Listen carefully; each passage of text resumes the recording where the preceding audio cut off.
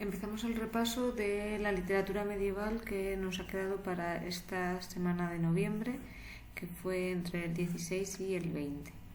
Entonces, empezamos con el Mester de Clerecía, que era la literatura oculta, es decir, la literatura de un autor conocido y la literatura que nacía ya por escrito. El Mester de Clerecía es la representación medieval de la literatura oculta y está escrita por clérigos. Aquí os lo subrayo, es un hombre culto. Los clérigos lo que querían era difundir la doctrina cristiana, por lo tanto tenían un afán didáctico, o sea, de enseñanza y moral, de convencer de sus ideas religiosas. Por eso los temas van a ser casi siempre relacionados con Dios. Utilizan de métrica esto de aquí, la cuaderna vía, que es una estrofa así, dividida en dos hemistiquios, pero normalmente esto ya cuando lo vemos nosotros por escrito ya ha desaparecido. Son versos de 14, 7 más 7, con rima consonante A. ¿Vale? Es lo que tenéis aquí, la métrica. En cuanto al estilo, son obras que normalmente tienen un lenguaje elevado, porque son de hombres cultos y tratan temas relacionados con la religión, pero algunas de ellas mezclan lenguaje popular, como refranes, expresiones coloquiales, y eso nos sale bastante en el libro de Buen Amor.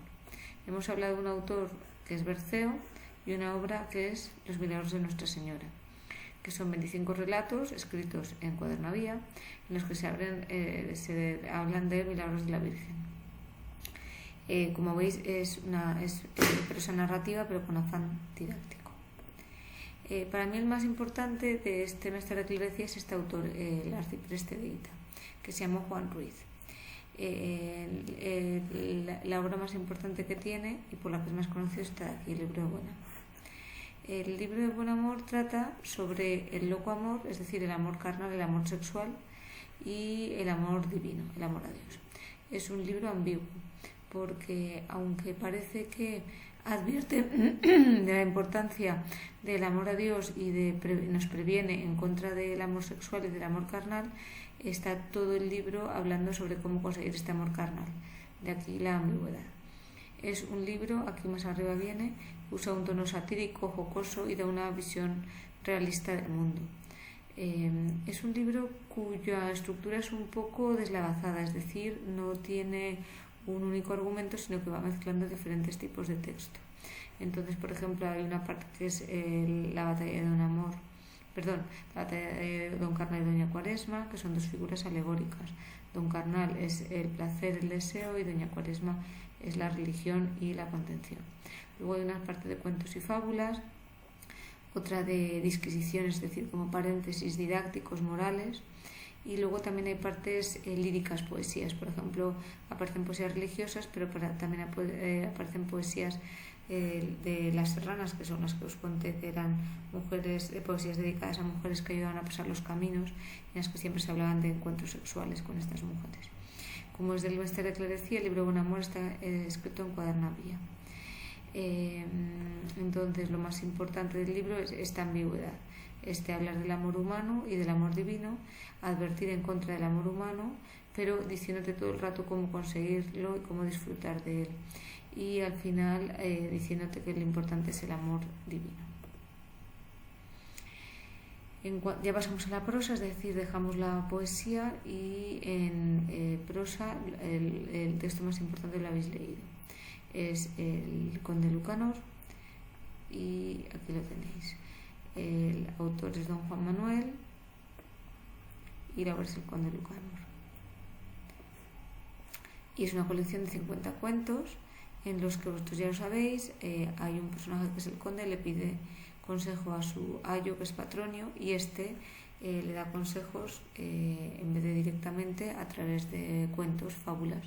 Siempre del cuento se extrae la enseñanza del consejo que le ha pedido, y como al conde le gusta el cuento, pues ponen una moraleja y lo incluyen.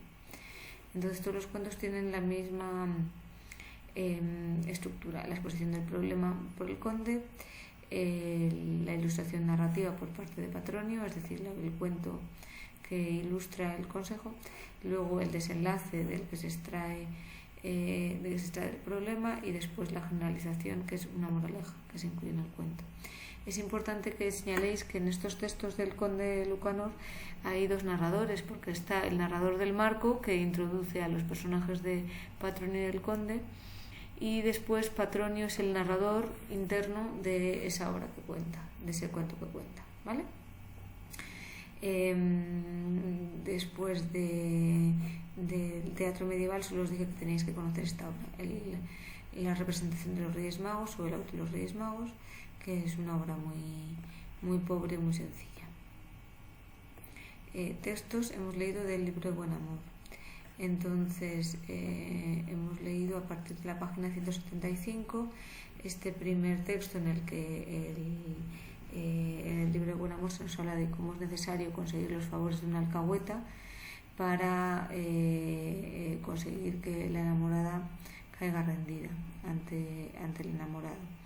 Entonces las alcahuetas tienen que ser personas locuaces, personas famosas, personas que vayan a la iglesia, que conozcan a la gente, que tengan labia.